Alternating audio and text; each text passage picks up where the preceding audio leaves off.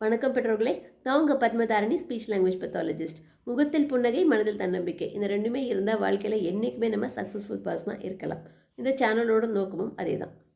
நான் ரீசெண்டாக ஒரு வீடியோ போட்டிருந்தேன். ஹைப்பர் சென்சிட்டிவிட்டி, ஹைப்போ சென்சிட்டிவிட்டினா என்ன, அதை எப்படி கண்டுபிடிக்கிறது, அந்த மாதிரி குழந்தைங்க எப்படி இருப்பாங்க அப்படின்னு டீட்டெயிலாக ஒரு வீடியோ போட்டிருந்தேன். ஸோ அந்த வீடியோவை நிறைய பேர் பார்த்துட்டு நிறைய கமெண்ட்ஸ் எனக்கு போட்டிருந்தாங்க. ஸோ ஆக்குபேஷனல் தெரப்பி பண்ணணும் அப்படின்ற அவேர்னஸ் நிறைய பேருக்கு வந்துச்சு. ஸோ அந்த வீடியோவுக்கு அடுத்தபடியாக இன்னும் ஒரு கேள்வி எனக்கு வந்துச்சு. மேம், ஹைப்போ சென்சிட்டிவிட்டி இருக்கிற குழந்தைகளுக்கு எப்படி ஸ்பீச் தெரப்பி பண்ணுறது அப்படின்னு ஒரு பேரண்ட் கேட்டிருந்தாங்க. ஸோ இது வந்து ஒரு நல்ல ஒரு கேள்வியாக இருந்துச்சு. ஸோ அவங்களுக்காக தான் இன்றைக்கி இந்த வீடியோ நான் போடுறேன். இந்த வீடியோ நிறைய பேருக்கு யூஸ்ஃபுல்லாக இருக்கும்னு நினைக்கிறேன்.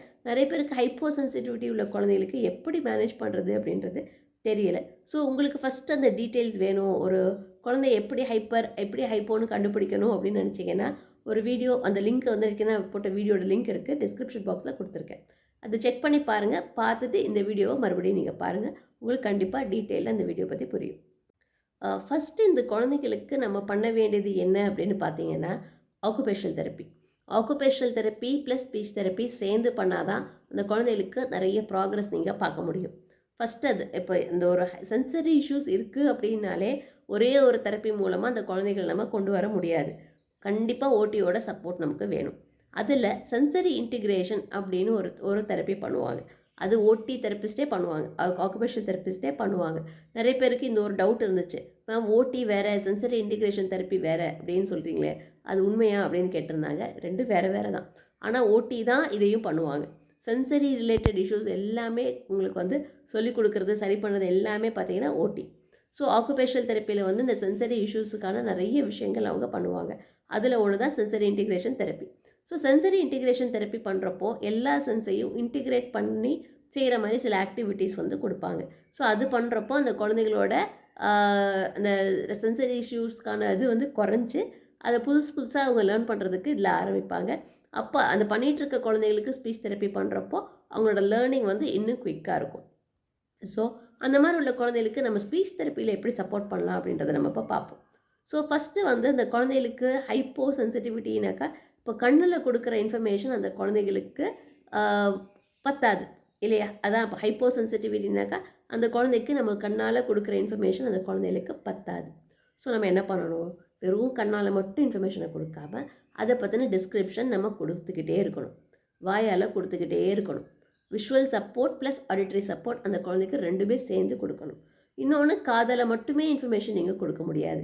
ஏன்னா வெறும் காதில் மட்டுமே நீங்கள் இன்ஃபர்மேஷன் கொடுத்தீங்கன்னா நிறைய விஷயங்களை அவங்க மிஸ் அவுட் பண்ணிவிடுவாங்க. ஏன்னா தே ஆர் ஹைப்போ சென்சிட்டிவ். நீங்கள் காதில் எந்த சவுண்டு கொடுத்தாலும் அந்த சவுண்டுக்கான ரெஸ்பான்சிவ்னஸ் அவங்களுக்கு இருக்காது. ஸோ அந்த குழந்தைக்கு விஷுவல் சப்போர்ட்டும் நீங்கள் சேர்ந்து கொடுக்குறப்போ ரெண்டுமே சேர்ந்து ஒரு பாசிட்டிவ் ரிசல்ட் அந்த குழந்தைகிட்ட உருவாக்கும். இன்னொன்று, இந்த குழந்தைங்க ஸ்மெல் பண்ணிக்கிட்டே இருப்பாங்க.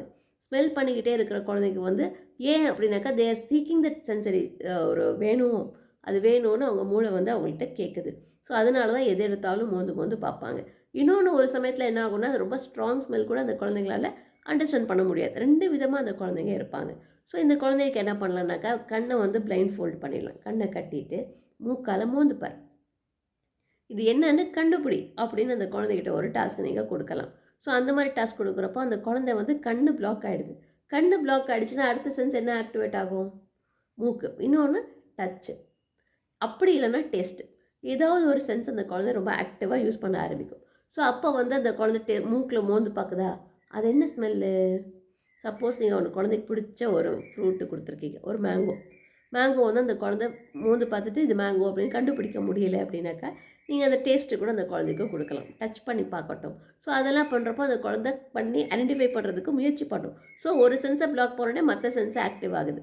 ஸோ மற்ற சென்ஸுக்கும் நம்ம வேலை கொடுக்குறோம் இல்லையா? வேலை கொடுத்து அந்த குழந்தைய ஐடென்டிஃபை பண்ண வைக்கிறோம். ஸோ இந்த மாதிரி கண்ணை கட்டிட்டு அவங்க குழந்தை பிடிச்ச டாய்ஸு, பிடிச்ச ஒரு ஃப்ரூட்ஸு, பிடிச்ச ஃபுட்டு எதுவாக இருந்தாலும் நீங்கள் வந்து கண்ணை மூடிட்டு ரெகக்னைஸ் பண்ணுறதுக்கு ஒரு ப்ராக்டிஸ் அந்த குழந்தைக்கு கொடுக்கலாம். இன்னொன்று, அந்த குழந்தைக்கு டிஃப்ரெண்ட் டெக்ஸ்சர்ஸ் வாயில் வச்சு சாப்பிட்றதுக்கு கொடுங்க.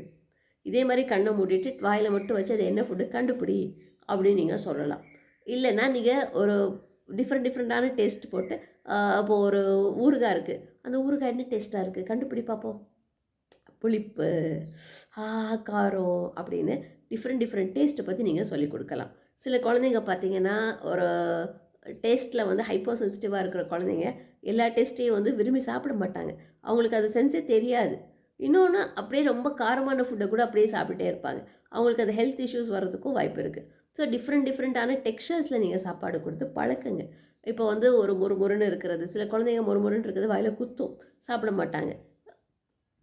அப்போ வந்து நீங்கள் எல்லா டேஸ்ட்டையும் பழக்கிறதுக்கு வாய்ப்பு அந்த குழந்தைக்கு கொடுக்கணும். சாப்பிட மாட்டான், இது குழன்னு இருக்குது சாப்பிட மாட்டான், நம்மளே டிசைட் பண்ணக்கூடாது. எல்லா விதமான ஃபுட்டும் எல்லா விதமான டேஸ்ட்டும் அந்த குழந்தைக்கு தெரிகிற மாதிரி நம்ம கொடுத்து அந்த குழந்தைக்கு பழக்கினா தான் அந்த சென்சரி இஷ்யூஸ்லேருந்து கொஞ்சம் அந்த குழந்தை ஓவர் கம் பண்ணி வர்றதுக்கு முடியும். இன்னொன்று, அந்த குழந்தைங்க டச்சுக்கு ரொம்ப பண்ணுறாங்க, ரொம்ப விரும்புகிறாங்க அப்படின்னாக்கா அந்த குழந்தைய நீங்கள் அப்பப்போ டீப்பாக ஒரு ப்ரெஷர் கொடுக்குறது, அமுக்குற அப்படியே இது பண்ணுறது, நைட்டு படுக்கிறப்போ அந்த குழந்தை மேலே நம்ம வந்து அமுக்கி அப்படியே கட்டி பிடிச்சி விளையாடுறது, அந்த மாதிரி வந்து நீங்கள் அவங்க பில்லோ மேலே போட்டுட்டு விளையாடுறது, பில்லோ மேலே பொம்மையை தூக்கி அவங்க மேலே வச்சு இது விளையாடுறது, அந்த மாதிரி நீங்கள் நிறைய விளையாட்டு வந்து விளையாடலாம். அந்த மாதிரி விளையாடுறப்போ அந்த குழந்தைக்கு அந்த டீப் ப்ரெஷர் கிடைக்கும். அந்த டீப் ப்ரெஷர் கிடைக்கிறப்போ அந்த குழந்தைங்க காம் டவுன் ஆவாங்க. நிறைய விஷயத்தை கற்றுக்கிற மாதிரி ஒரு புதுசாக ஒரு எனர்ஜி வந்து அந்த குழந்தைக்கு கிடைக்கும். சில குழந்தைகளுக்கு வெயிட்டட் பிளாங்கெட்ஸ் போட்டு விடுவாங்க.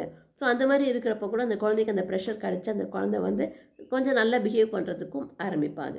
ஸோ அந்த மாதிரி நீங்கள் டிஃப்ரெண்ட்டாக இந்த மாதிரி சின்ன சின்ன ஆக்டிவிட்டீஸ் நீங்கள் உங்கள் டே டு டே லைஃப்பில் நீங்கள் இன்கார்பரேட் பண்ணி அந்த குழந்தைக்கு பண்ணுறப்போ அந்த குழந்தைகிட்ட நிறைய சேஞ்சஸ் நீங்கள் பார்க்க ஆரம்பிப்பீங்க அலாங் வித் ஆக்குபேஷனல் தெரப்பி.